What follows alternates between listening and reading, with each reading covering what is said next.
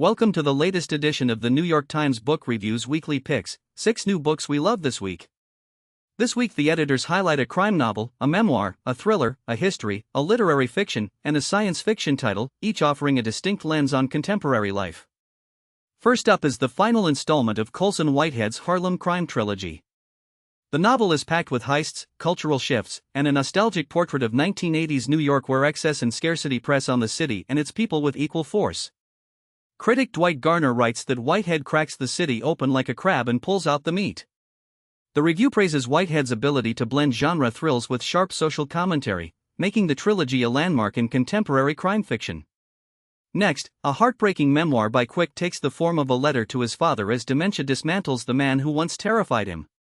What begins as an excavation of childhood trauma gradually becomes an account of forgiveness arriving only after the parent who most needs it begins losing the ability to understand it. Critics note the memoir's rare honesty and its exploration of the limits of forgiveness when memory fades. The thriller introduces Jessica, a Morton, meaning she belongs to the elite of the elite at a prestigious college and has been trained all her life to be an assassin. The Mortons are a crime family skilled in bribery, blackmail, financial manipulation, corroding, poisoning, stabbing, and making murder look like an accident. The story asks whether Jessica wants to continue this legacy and whether she has a choice. The novel mixes high-stakes action with a probing look at family loyalty and personal agency. In the history selection, as America marks its 250th birthday celebrating liberty and equality, Phillips Fine examines a shadow tradition embodied by natural aristocrats, social Darwinists, technocrats, and proponents of race-based intelligence who passionately believe in the necessity, inevitability, and desirability of extreme inequality. Phillips Fine's analysis reveals how these ideas have shaped policy debates from the Gilded Age to today.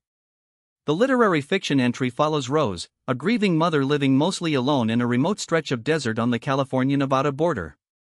She hopes against hope that the love of her life will finally commit to her while lamenting the destruction of the planet, especially a 5,000-acre endangered tortoise habitat. The narrative intertwines personal grief with ecological urgency, offering a meditation on love amid planetary collapse. Finally, the science fiction pick is a work of cosmic horror featuring a secret anti-memetics division that contains antimemes, creatures that erase memories and any trace of themselves. The division itself is a patchwork of absences, because if antimemes eat all recollection of your colleague's existence, the organization becomes a ghost of its own making. Readers describe the anti-memetics division as a chilling metaphor for institutional amnesia in the digital age. That wraps up this week's 6 new books we love. Thanks for listening, and we'll be back next week with more recommendations.